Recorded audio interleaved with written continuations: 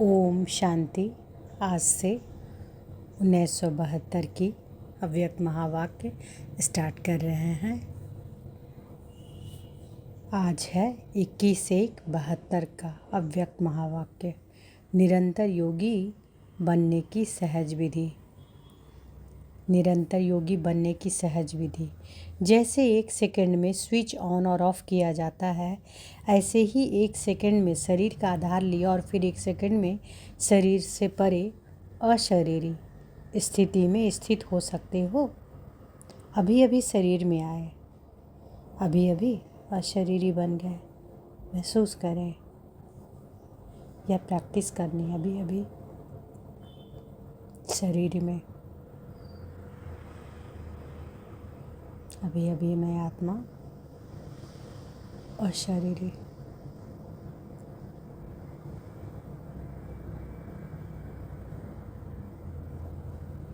तो बाबा कहते यह प्रैक्टिस करनी है। इसी को ही कर्मातीत अवस्था कहा जाता है। ऐसा अनुभव होगा जब चाहे कोई ऐसा भी वस्त्र धारण करना व ना करना, यह अपने हाथ में रहेगा। आवश्यकता हुई धारण की, आवश्यकता हुई शरीर से अलग हो गए। ऐसे अनुभव इस शरीर रूपी वस्त्र में हो। कर्म करते हुए भी अनुभव ऐसा ही होना चाहिए, जैसे कोई वस्त्र धारण कर और कार्य कर रहे हैं। कार्य पूरा हुआ और वस्त्र से न्यारे हुए। शरीर और आत्मा दोनों का न्यारापन चलते फिरते भी अनुभव होना है। जैसे कोई प्रैक्टिस हो जाती है ना, लेकिन यह प्रैक्टिस किनको हो सकती है? किनको हो सकती है? जो शरीर के साथ व शरीर के संबंध में जो भी बातें हैं, शरीर की दुनिया संबंध वाली जो भी वस्तुएं, उनसे बिल्कुल डिटैच होंगे। जरा भी लगाव नहीं होगा, तब न्यारा हो सकेंगे। अगर सूक्ष्म संकल्प में भी हल्कापन नहीं है, डिटैच नहीं हो सकते, तो न्यारेपन का अनुभव नहीं कर सकेंगे। तो महारथियों को यह प्रैक्टिस करनी है, बिल्कुल ही न्यारेपन का अनुभव हो। इसी स्टेज पर परे रहने से अन्य आत्माओं को भी आप लोगों से न्यारेपन का अनुभव होगा। वह भी महसूस करेंगे। जैसे योग में बैठने के समय कई आत्माओं को अनुभव होता है ना कि यह ड्रिल कराने वाली न्यारी स्टेज पर है। ऐसे चलते फिरते फरिश्तेपन के साक्षात्कार हो।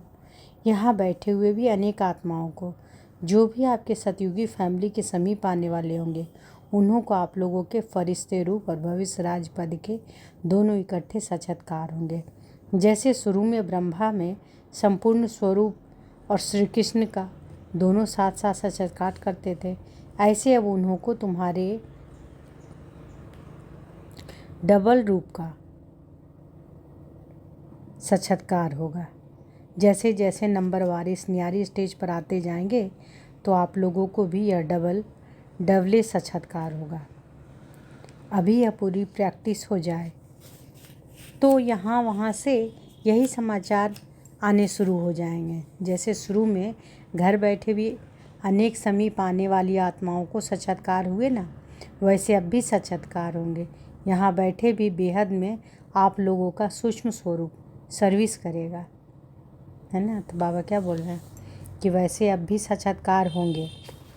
यहाँ बैठे भी बेहद में आप लोगों का सूक्ष्म स्वरूप सर्विस करेगा। अब यही सर्विस रही हुई है।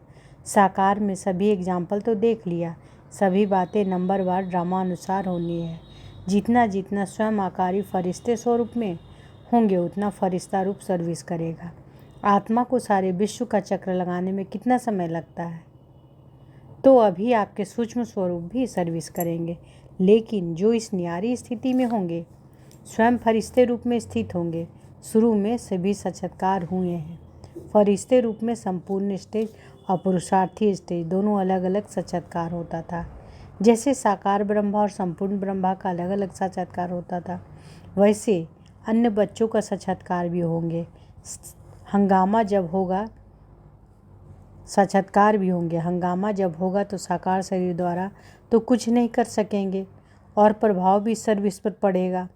जैसे शुरू में भी साक्षात्कार से ही प्रभाव हुआ ना, परोक्ष अपरोक्ष अनुभव ने प्रभाव डाला है, वैसे अंत में भी यही सर्विस होनी। अपने संपूर्ण स्वरूप का साक्षात्कार अपने आप को होता है। बाबा कह रहे हैं अपने संपूर्ण स्वरूप का साक्षात्कार अपने आप को होता है। अभी शक्तियों को पुकारना शुरू हो गया। अभी परमात्मा को कम पुकारते हैं। शक्तियों की पुकार तेज रफ्तार से चालू हो गई है। तो ऐसी प्रैक्टिस बीच बीच में करनी है। आदत पड़ जाने से फिर बहुत आनंद फील होगा। 1 सेकंड में आत्मा शरीर से न्यारी हो जाएगी। प्रैक्टिस हो जाएगी। अभी यह पुरुषार्थ करना है। अच्छा, वर्तमान समय पुरुषार्थ की 3 स्टेज है। उन 3 स्टेजेस से हर एक अपनी अपनी यथाशक्ति पास करता हुआ चल रहा है। यह 3 स्टेजेस कौन है? एक है वर्णन, दूसरा है मनन, तीसरा है मगन। मेजॉरिटी वर्णन में ज़्यादा है। मनन और मगन की कमी होने के कारण आत्माओं में विल पावर कम है। सिर्फ वर्णन करने से बाह्य मुक्ता की शक्ति दिखाई पड़ती है, लेकिन उनसे प्रभाव नहीं पड़ता है। मनन करते भी हैं, लेकिन अंतर्मुख होकर के मनन करना उसकी कमी है। पॉइंट्स का मनन भले करते हैं, लेकिन हर पॉइंट्स द्वारा मनन अथवा मंथन करने से शक्ति स्वरूप मक्खन निकलना चाहिए, जिससे शक्ति बढ़ती है। भले प्लानिंग करते हैं, उनके साथ साथ सर्व शक्तियों की सजावट जो होनी चाहिए वह नहीं है। जैसे कोई चीज़ कितनी भी अमूल्य हो, लेकिन उनको अगर उस रूप में सजा कर ना रखा जाए तो उस चीज़ के मूल्य का मालूम नहीं पड़ सकता। इस रीति नॉलेज का भले मनन चलता भी है, लेकिन अपने से एक एक पॉइंट द्वारा जो शक्ति भरनी है, लेकिन अपने में एक एक पॉइंट द्वारा जो शक्ति भरनी है वह कम भरते हो, इसलिए मेहनत ज़्यादा और रिजल्ट कम हो जाती है। तो बाबा क्या कह रहे हैं? बाबा कहते हैं कि पॉइंट्स का मनन भले करते हैं, लेकिन हर पॉइंट्स द्वारा मनन अथवा मंथन करने से शक्ति स्वरूप मक्खन निकलना चाहिए, जिससे शक्ति बढ़ती है। भले प्लानिंग करते हैं, उनके साथ साथ सर्व शक्तियों की सजावट जो होनी चाहिए वह नहीं है।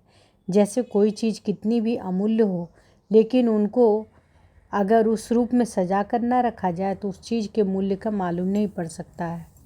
इस रीति नॉलेज का भले मनन चलता भी है, लेकिन अपने को एक एक पॉइंट द्वारा जो शक्ति भरनी है वह कम भरते हो, इसलिए मेहनत ज़्यादा और रिजल्ट कम हो जाती है।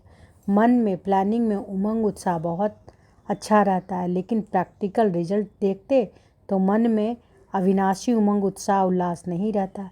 एक रस जो फोर्स की स्टेज रहनी चाहिए वह नहीं रहती। एक एक पॉइंट को मनन करने द्वारा अपनी आत्मा में शक्ति कैसे भरी जाती है, इस अनुभव में बहुत अनजान है।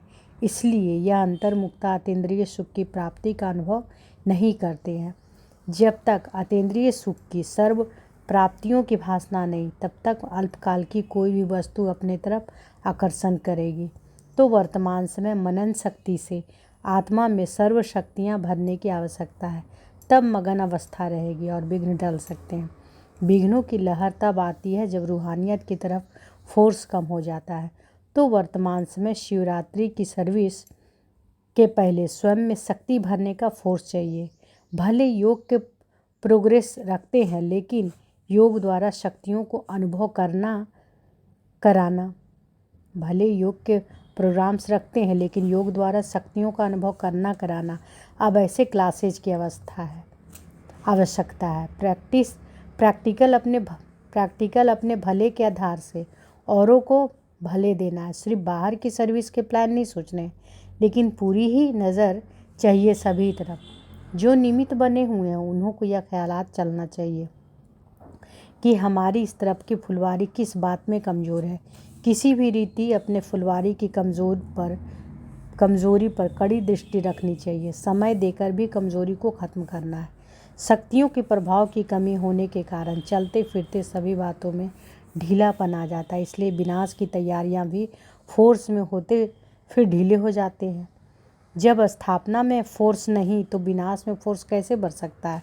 जैसे शुरू में तुमको शक्तिपन का कितना नशा था, अपने ऊपर कड़ी नज़र थी, यह विघ्न क्या है, माया क्या है, कितना कड़ा नशा था। अभी अपने ऊपर कड़ी नज़र नहीं है, अपने कर्मों की गति पर अटेंशन चाहिए। ड्रामा अनुसार नंबरवार तो बनना ही है, कोई न कोई कारण नंबर नीचे होना ही है, लेकिन फिर भी फोर्स भरने का कर्तव्य करना है। जैसे साकार रूप को देखा, कोई भी ऐसी लहर के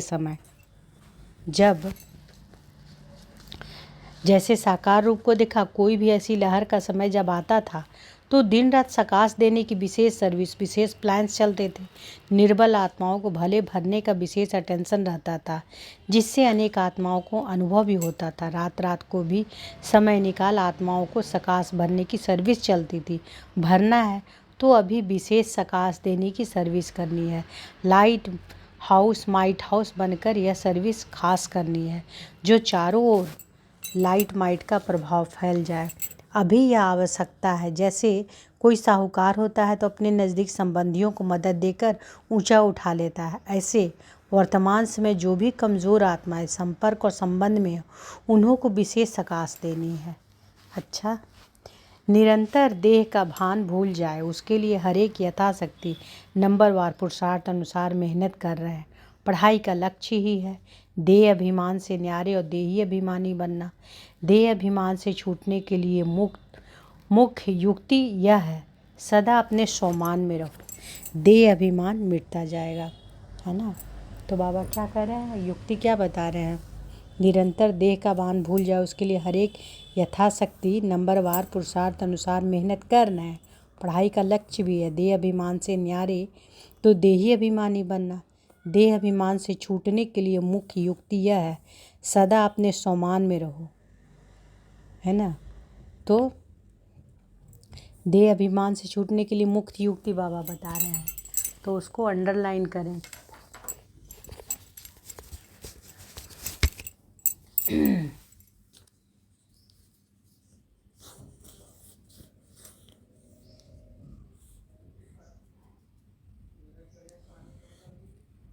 देह अभिमान से छूटने के लिए मुख्य युक्ति यह है, सदा अपने स्वमान में रहो, तो देह अभिमान मिटता जाएगा।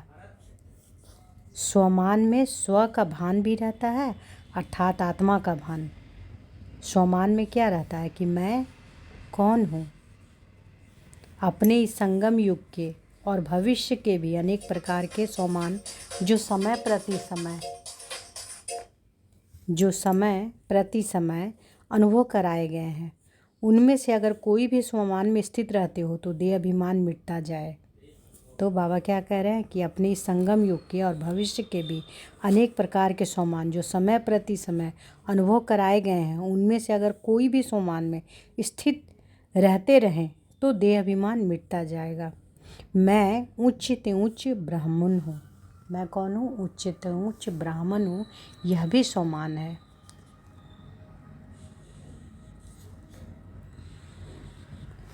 सारे विश्व के अंदर ब्रह्मांड और विश्व का मालिक बनने वाली मैं आत्मा, सारे विश्व के अंदर ब्रह्मांड और विश्व का मालिक बनने वाली मैं आत्मा, यह भी स्वमान है। जैसे आप लोगों को शुरू में स्त्रीपन के देह के भान से परे होने का लक्ष्य रहता था कि मैं आत्मा पुरुष हूँ, इस पुरुष के स्वभाव में स्थित कराने से स्त्रीपन का भान नंबरवार पुरुषार्थ अनुसार निकलता गया। ऐसे ही सदैव अपनी बुद्धि के अंदर वर्तमान व भविष्य स्वमान की स्मृति रहे, अपनी बुद्धि के अंदर वर्तमान व भविष्य स्वमान की स्मृति रहे तो देह अभिमान नहीं रहेगा। सिर्फ शब्द चेंज होने से स्वमान से स्वभाव भी अच्छा हो जाता है। सिर्फ शब्द चेंज करने से स्वभाव का टक्कर होता ही तब है जब एक दो को स्व का भान नहीं रहता, है ना। तो स्वभाव का टक्कर क्यों होता है, क्योंकि स्व का भान नहीं रहता है, अपने को देह समझने लगते हैं। तो बाबा क्या कह रहे हैं, स्वभाव का टक्कर होता ही तब है, स्वभाव का टक्कर होता ही तब है जब एक दो को स्व का भान नहीं रहता। तो स्वमान अर्थात क्या, स्वमान अर्थात स्व का मान, उससे एक तो देह अभिमान समाप्त हो जाता है और स्वभाव में नहीं आएंगे। साथ साथ जो स्वमान में स्थित होता है उनको स्वतः ही मान मिलता है। साथ साथ जो स्वमान में स्थित होता है उनको स्वतः ही मान मिलता है। आजकल दुनिया में भी मान से स्वमान मिलता है। कोई प्रेसिडेंट है, उनका मान बड़ा होने के कारण स्वमान भी ऐसा मिलता है ना। स्वमान से ही विश्व का महाराजन बनेंगे और उनको विश्व सम्मान देंगे। तो सोचिए स्वमान कितना हमारे लिए ज़रूरी है ना। कि स्वमान में अगर हम लोग स्वमान से ही देह अभिमान छूटने का बाबा युक्ति बताया ना कि सोमान में रहना, स्व के भान में रहना, अर्थात आत्मा का भान। देह अभिमान से छूटने के लिए मुख्य उक्ति कि सदा अपने स्वमान में रहो, तो देह अभिमान मिटता जाएगा। स्वमान में स्व का भान भी रहता, अर्थात आत्मा का भान। स्वमान, मैं कौन हूँ, मैं कौन हूँ, मैं संगम युगी ब्राह्मण आत्मा, है ना, तो ये भी स्वमान है। मैं शिव शक्ति बाबा के साथ कंबाइंड, है ना, तो ये सब क्या है, स्वमान है। मैं कैसी आत्मा हूँ, बाबा वही बात बाबा कह रहे हैं कि स्वमान से ही विश्व का महाराजन बनेंगे और उसको विश्व सम्मान देंगे। तो सिर्फ अपने स्वमान में स्थित होने से सर्व प्राप्ति हो सकती है। इस स्वमान में स्थित वह रह सकता है जिनको जो अनेक प्रकार के स्वमान सुना है, उनका अनुभव होगा मैं शिव शक्ति हूँ। देखिए अभी हम बोले ना मैं शिव शक्ति हूँ, तो यह भी बाबा कहते हैं कि यह भी स्वमान है। एक होता है सुनना, एक होता है उस स्वमान स्वरूप का अनुभव, है ना। एक होता है ना, जैसे कहते हैं ना कि मैं शिव शक्ति हूँ, नॉर्मल सोचते हैं, लेकिन उसके स्वरूप में टिक जाना, है ना, कि मैं कौन हूँ। बाबा कहते हैं जिनको जो अनेक प्रकार के स्वमान सुनाए उसका अनुभव होगा। जैसे मैं शिव शक्ति हूँ, यह भी स्वमान है। एक होता है सुनना और एक होता उस स्वमान स्वरूप का अनुभव, है ना, अनुभव करना। तो अनुभव के आधार पर 1 सेकंड में देह अभिमान से स्वमान में स्थित हो जाएंगे। जो अनुभवी मूर्त हो नहीं है, सिर्फ सुनकर के अभ्यास करते रहते हैं लेकिन अनुभवी अब तक नहीं बने, उन्हों की स्टेज ऐसे ही होती है। एक एक अपने स्वमान की लिस्ट निकालो तो लिस्ट बड़ी है। उन एक एक बात को लेकर अनुभव करते जाओ तो माया की छोटी छोटी बातों में कमज़ोर नहीं बनेंगे। माया कमज़ोर बनाने के लिए पहले तो देह अभिमान में लाती है। देह अभिमान में ना आए तो कमज़ोरी कहाँ से आएगी।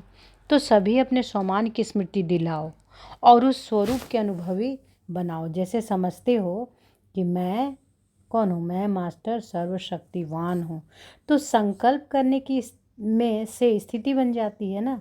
संकल्प जैसे किए हैं कि मैं मास्टर सर्वशक्तिवान, है ना, तो संकल्प करने से स्थिति बन जाती है, लेकिन बनेगी उनकी जिनको अनुभव होगा, है ना, जिनको होगा। अनुभव नहीं तो स्थित होते होते वही रह जाते हैं, लेकिन स्थिति बन नहीं सकती और थकावट मुश्किल कार्य अनुभव करते हैं। कैसे करें यह क्वेश्चन उठता है। लेकिन जो अनुभवी मूर्त है वह कड़ी परीक्षा आते समय भी अपने स्वमान में स्थित होने से सहज उसको कट कर सकते हैं। तो अपने स्वमान की स्मृति दिलाओ, अनुभवी मूर्त बनाने की क्लास कराओ। जो आपके समीप संपर्क में आते हैं उन आत्माओं को यह अनुभव कराने का सहयोग दो। अभी आत्माओं को यह सहयोग चाहिए। जैसे साकार द्वारा अनुभवी मूर्त बनाने की सेवा होती रही, साकार यानी ब्रह्मा बाबा के बारे में बाबा बोल रहे हैं, जैसे साकार द्वारा अनुभवी मूर्त बनाने की सेवा होती रही, ऐसे अभी आप लोगों के समीप जो आत्माएं हों उन्हों की निर्बलता को, कमजोरियों को अपने शक्तियों से, सहयोग से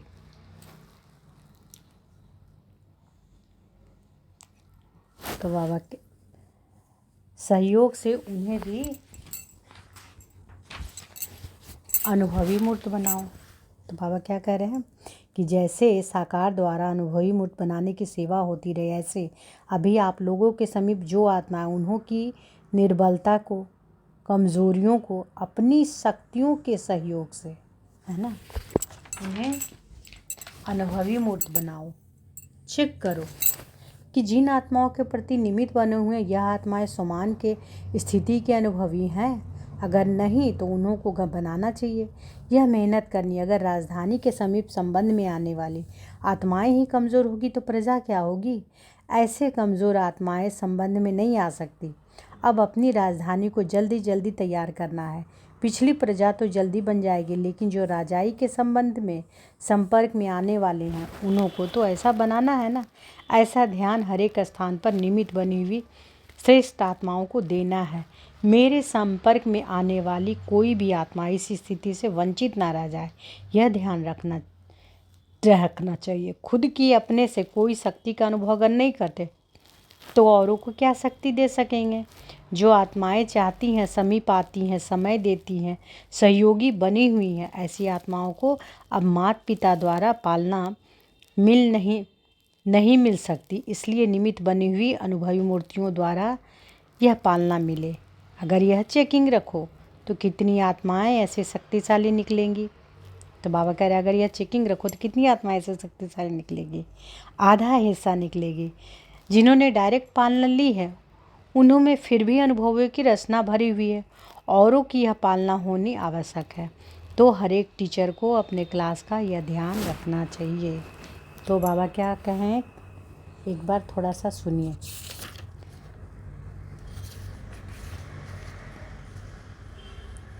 बाबा कहते हैं अनुभवी मूर्त बनाने की क्लास कराओ। जो आपके समीप संपर्क में आते उन आत्माओं को यह अनुभव कराने का सहयोग दो। अभी आत्माओं को यह सहयोग चाहिए। जैसे साकार द्वारा अनुभवी मूर्त बनाने की सेवा होती रही है, ऐसे अभी आप लोगों के समीप जो आत्माएं हैं उन्हों की निर्बलता को, कमजोरियों को अपने शक्तियों के सहयोग से उन्हें भी अनुभवी मूर्त बनाओ। चेक करो कि जिन आत्माओं के प्रति निमित्त बने हुए हैं वह आत्माएं समान की स्थिति के अनुभवी हैं। चेक करना है कि जिनके निमित्त बने हुए हैं वह आत्माएं समान की स्थिति में के अनुभवी हैं। अगर नहीं तो उन्हों को बनाना चाहिए। यह मेहनत करनी है। अगर राजधानी के समीप संबंध में आने वाली आत्माएं ही कमज़ोर होंगी तो प्रजा क्या होंगी। ऐसे कमज़ोर आत्माएं संबंध में नहीं आ सकती। अब अपनी राजधानी को जल्दी जल्दी तैयार करना है। पिछली प्रजा तो जल्दी बन जाएगी, लेकिन जो राजाई के संबंध में संपर्क में आने वाले उन्हों को तो ऐसा बनाना है ना। ऐसा ध्यान हर एक स्थान पर निमित्त बनी हुई श्रेष्ठ आत्माओं को देना है। मेरे संपर्क में आने वाली कोई भी आत्मा इस स्थिति से वंचित न रह जाए, यह ध्यान रखना चाहिए। खुद ही अपने से कोई शक्ति का अनुभव अगर नहीं करते हैं तो औरों को क्या शक्ति दे सकेंगे। जो आत्माएं चाहती हैं, समीप आती हैं, समय देती हैं, सहयोगी बनी हुई हैं, ऐसी आत्माओं को अब माता पिता द्वारा जो पालना नहीं मिल सकती, इसलिए निमित्त बनी हुई अनुभवी मूर्तियों द्वारा यह पालना मिले। तो बाबा क्या कह रहे हैं कि ऐसी आत्माओं को अब माता पिता द्वारा तो पालना नहीं मिल सकती, इसलिए निमित्त बनी हुई अनुभवी मूर्तियों द्वारा यह पालना मिले। अगर यह चेकिंग रखो तो कितनी आत्माएं ऐसी शक्तिशाली निकलेंगी। आधा हिस्सा निकलेंगी। जिन्होंने डायरेक्ट पालना ली है उन्हों में फिर भी अनुभवों की रचना भरी हुई है। औरों की यह पालना होनी आवश्यक है। तो हर एक टीचर को अपने क्लास का यह ध्यान रखना चाहिए। तो बाबा क्या बोल रहे हैं इसमें, शरीर के साथ, इस महावाक्य में बाबा क्या बोल रहे हैं कि शरीर के साथ व शरीर के संबंध में जो भी बातें हैं, शरीर की दुनिया संबंध व अनेक जो भी वस्तुएं उनसे बिल्कुल डिटैच होंगे, जरा भी लगाव नहीं होगा, तब न्यारा हो सकेंगे। अगर सूक्ष्म संकल्प में भी हल्कापन नहीं है, डिटैच नहीं हो सकते, तो न्यारेपन का अनुभव नहीं कर सकेंगे। न्यारेपन पर बाबा बोले, और क्या बाबा बोले कि देह अभिमान से छूटने के लिए क्या करना है, क्या युक्ति बाबा बताते हैं। सदा अपने स्वमान में रहो, देह अभिमान मिटता जाएगा। स्वमान में स्व का भान भी रहता है, अर्थात आत्मा का भान कि मैं कौन हूँ, मैं कौन हूँ, मैं शिव शक्ति हूँ। अच्छा, ओम शांति।